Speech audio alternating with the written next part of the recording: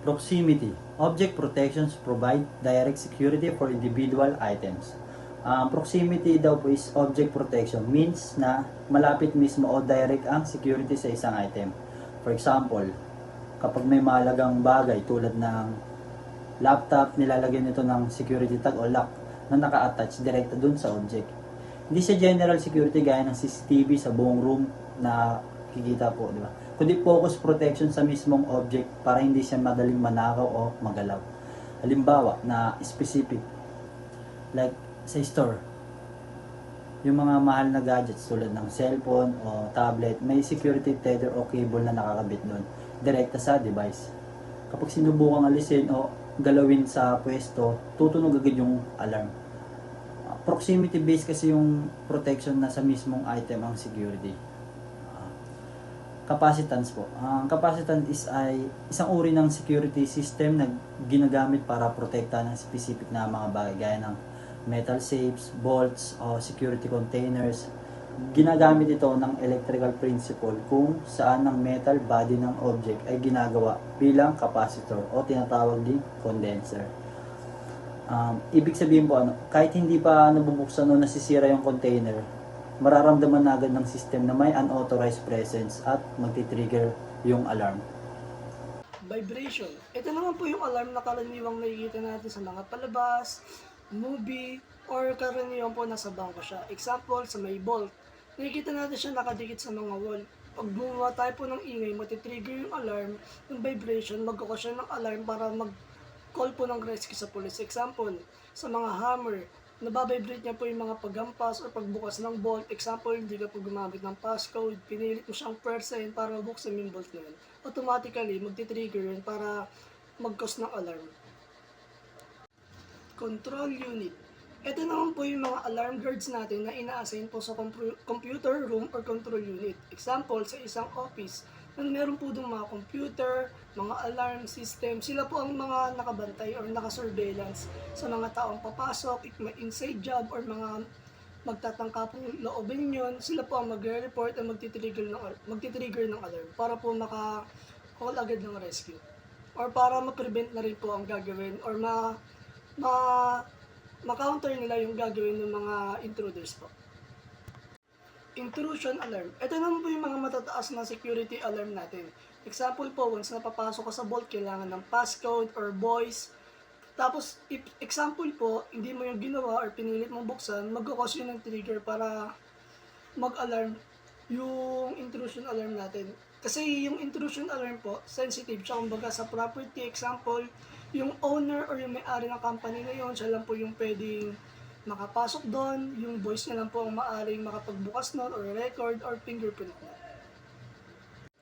Rack-mounted controllers. Ito naman po yung alarm or laser na nakaka-detect ng ating mga intruders or unauthorized person na pumapasok po sa ating mga facility or sa mga office room or sa mga private room. Nadidetect po nito once na hindi po siya authorized na pumasok doon, mag-focus po ito ng laser or alarm para ma-trigger din po yung mga security natin and then ma-prevent rin po yung gagawin ng ating mga intruders.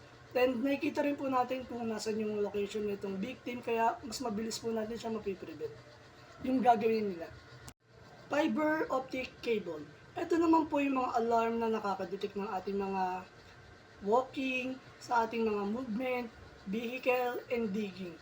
Once po na ma-detect nito, mag-trigger po ito para mag-cause ng alarm upang ma-alerto po yung ating mga alarm security guards para po ma-prevent yung mga gagawin or yung mga tinatawag natin na underground crime. Once po na ma-detect niya ito, kung saan na po siya mag-a-alarm para po ma-prevent yung mga gagawin ng ating mga offenders.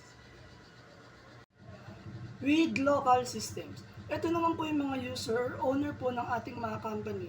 Responsible po sila para mag-off and on ng kanilang mga alarm para po mas ma-maximize natin yung safety and ma-prevent din po natin yung mga intruders or mga offenders natin sa possible na gagawin nilang crime.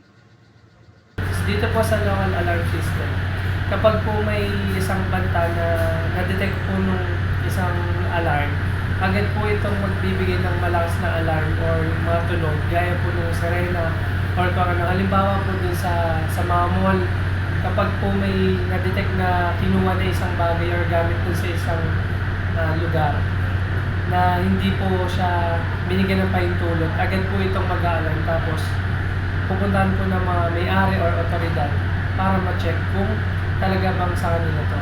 Kaya mag-aalarm yun kapag hindi po siya authorized na kuhain yung isang bagay. Alarm system is connected to an alarm panel in a central located station such as local police station or guard service. Proprietary alarm systems is parang central station type lang din po. Pero ang pinagkaiba lang is yung alarm panel is in a heavily guarded room. Annunciator, bali ito po yung nag-alarm using audio or visible signals. Sa annunciator panels naman po, dito nag-a-appear yung mismong location kung saan nag-trigger yung alarm, and mostly kulay pula po yung lalabas sa panel.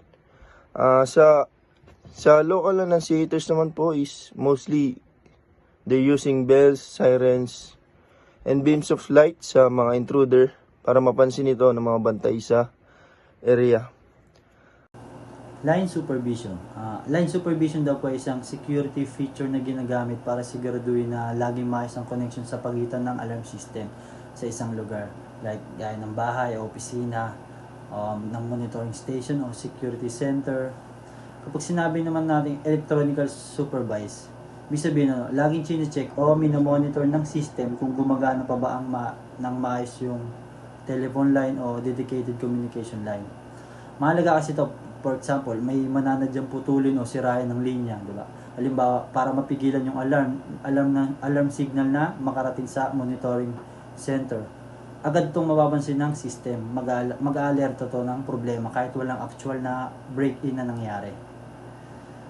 In short po, binabantayan ng system ang communication line para siguradong walang aberya kapag may problema, kahit walang alarm, makakapagbigay ng warning. Para hindi tayo mabigla kung may tunay na emergency na mangyari.